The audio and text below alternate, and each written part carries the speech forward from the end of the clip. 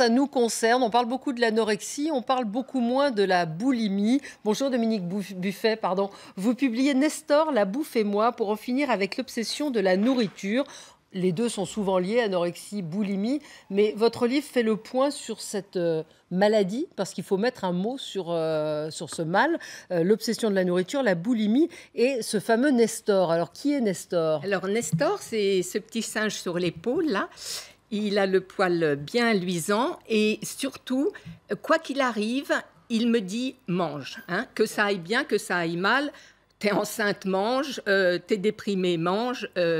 Tu es heureuse, mange. Célébrer, mange. Oui. Voilà. Si j'étais anorexique, il me dirait surtout, quoi qu'il arrive, ne mange pas. Oui. Voilà. Donc c'est ce petit singe que je mets en scène dans mon livre. Oui. Et je montre. C'est lapsus intéressant. Lapsus.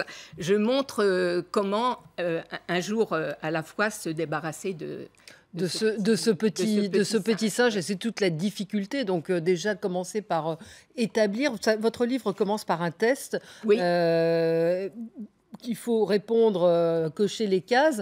Beaucoup d'entre nous vont se retrouver sans être forcément boulimiques sur les questions que vous posez. Est-ce que je mange quand je n'ai pas faim ? Ça peut arriver de craquer, d'être un peu dans la compulsion. Oui. Donc, est-ce que c'est un trouble Surtout, ce qu'il faut voir, c'est est-ce que je souffre de faire ces choses-là ? Si je les fais et puis que ça n'affecte pas ma vie, que tout roule, aucun problème. Mais si ça me gêne, si ça me rend malheureux, si ça m'isole, à ce moment-là, peut-être qu'il faudrait que je réfléchisse à ça. Donc, il y a ce test. Et après, vous expliquez ce qu'est la boulimie. Oui, parce que moi, j'ai 15 sur 15 au test. Oui, voilà. Mais vous êtes guérie aujourd'hui. Guérie dans le sens où je continue de faire ce qu'il faut pour aller bien. D'accord. Parce que si je me mets à manger n'importe quoi, tout ce qui me tente, etc., je peux retomber facilement. Oui. Donc c'est vraiment... en fait, le rétablissement, il se fait un jour à la fois. Et ça veut... Mais je reste boulimique. Donc c'est une dépendance. C'est comme les alcooliques. Vous faites le parallèle et votre méthode, parce que ce que vous décrivez dans le livre est assez proche de la méthode des alcooliques anonymes. Oui. C'est tout à fait inspiré de cette méthode, parce que c'est une méthode qui marche. Et voilà, parce que pour la boulimie, on dit si vous continuez de manger, c'est pas grave. Quand vous aurez trouvé les causes, vous arrêterez. Et ça, c'est un leurre, parce que j'ai beau savoir, si je continue, je vais me sentir encore plus coupable. Quelle est la cause de la boulimie, justement ? Il y a beaucoup... C'est multifactoriel, mais beaucoup lié à l'image de soi. Multifactoriel, lié à l'image de soi et lié au manque de confiance en soi. Ouais. Et justement, j'ai une méthode qui voit les 3 plans du rétablissement. Le plan physique, qui est de ne pas prendre cette première bouchée. Voilà, la fameuse première bouchée. Un jour à la fois, quoi qu'il arrive. Ouais.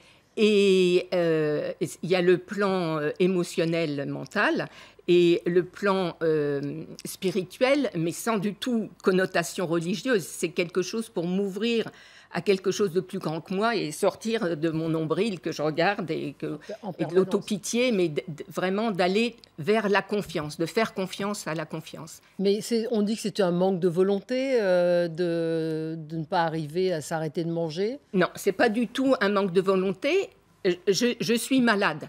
Donc, c'est une addiction. C'est que à partir du moment où j'ai pris la première bouchée, de certaines substances, donnez-moi des poireaux, je ne vais pas craquer.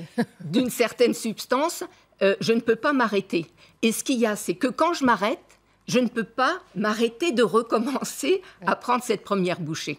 Voilà. Parce qu'il n'y avait pas de livre qui explique, il n'y avait rien qui expliquait qu'est-ce que c'était que la première bouchée. Voilà, parce que la comparaison... C'est la fameuse première bouchée, comme le premier verre avec l'alcool. Alors, le premier verre, c'est clair. Ne pas se re-shooter, c'est clair aussi.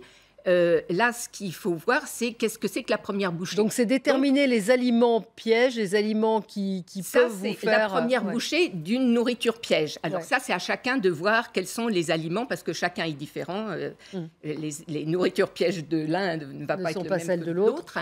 Mais surtout, c'est cette première bouchée. Et personne ne l'avait théorisé définie. comme ça. Donc, moi, je l'ai définie. en posant les questions pourquoi, quoi, comment, et je me souviens plus d'autres critères. Et le pourquoi est vraiment intéressant parce que c'est soit pour compenser un manque, soit pour un bouclier contre une peur, soit anesthésier des émotions. Mais je trouve que le critère le plus rusé, c'est celui où j'ai l'illusion que cette fois-ci, ça ne va pas être la première bouchée. Ça va être juste une seule. J'en prends un juste pour goûter. C'est juste pour voir le juste petit gâteau qu'il a amené. Un petit carré de chocolat. Vous parlez beaucoup du chocolat qui est voilà. vos... Donc ça, c'est intéressant. Et pour me rétablir, il faut que je tente... C'est une maladie de l'inaction, hein, sur mon fauteuil en train de manger, devant le frigidaire en train de manger. Mais je dois rentrer dans l'action si je veux me rétablir. Et... par exemple, pour le chocolat, je me suis dit, tiens, si l'alcoolique il doit arrêter le premier verre, moi je vais arrêter la première bouchée de chocolat. Mais ça a été extrêmement intéressant parce que je résistais à faire ça, parce que je me suis dit, oh là là, je vais tout de suite aller me shooter si c'est jusqu'à la fin de mes jours. Non, ok, reviens à aujourd'hui, c'est juste pour une journée. Ok, ça je peux le faire si c'est trop long. Hein. Se mettre des objectifs courts. Oui, et surtout faire l'expérience. Parce que là, je fais l'expérience et qu'est-ce que je vois? Je ne suis pas en manque. Je réalise que je suis en manque à partir du moment où j'ai pris la première bouchée de cette nourriture piège. Mais comment on résiste à la première bouchée? Comment? Parce que vous savez bien que c'est un éternel recommencement. Oui. C'est-à-dire que vous vous dites, mais là, je vais prendre qu'un petit carré et vous finissez la tablette, voire deux tablettes. Donc, le jour où vous arrivez à résister à cette première bouchée, là, il y a un déclic, il y a quelque chose?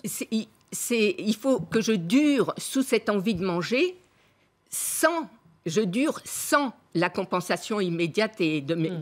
Donc, c'est tout un apprentissage où je sais que il faut que je dure sous cette envie. Elle va passer. Parce que la boulimie, elle, à partir du moment où j'aurai pris cette première bouchée, ça va durer. Ça ne va pas s'arrêter. Alors, donc, c'est... me dire toutes ces choses où je suis consciente que c'est mieux d'arrêter. Et puis, ces émotions qui me font manger, si je mange, je vais les retrouver après. Et cristalliser exactement les mêmes. Ouais. Donc, j'ai intérêt. C'est aussi un lâcher-prise. C'est abandonner la lutte. Je me dis, non, je suis impuissante devant ça. Donc, j'accepte cette impuissance. Et je passe à autre chose et je demande de l'aide aussi. On peut s'en sortir seul ou on a forcément besoin d'une thérapie puisqu'on parle de maladie? Moi, je dirais que c'est très, très important de se faire aider. D'aller dans des groupes qui traitent la dépendance, d'aller voir quelqu'un, et surtout des gens qui connaissent le problème et qui me comprennent.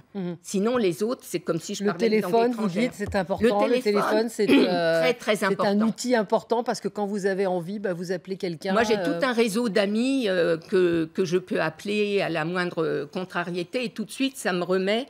Et du coup, vous ne mangez plus jamais de chocolat, comme les alcooliques ne prennent plus jamais de verre d'alcool? Non, parce que là, ça fait une trentaine d'années que je me rétablis, donc je peux en prendre, mais de façon douce. Oui. Et surtout, dans le livre, je me suis dit, si je dis que j'en prends, tout le monde va en prendre. Enfin, ils vont se dire, elle en prend, moi, je peux bien en prendre. Oui. Mais je reste vigilante, c'est ça. Ouais. C'est vraiment cette honnêteté et cette vigilance qui sont importantes. Guide donc pour ceux qui se sentent dépendants de la nourriture, Nestor, La Bouffe et moi, pour en finir avec l'obsession de la nourriture. Ça paraît aux éditions du Rocher. Merci beaucoup Dominique Buffet d'être venue ce matin et j'imagine que vous avez retrouvé aussi le plaisir de manger. Absolument, et la liberté surtout, la liberté d'esprit, les petits bonheurs. On va parler justement du plaisir de manger tout de suite après la publicité.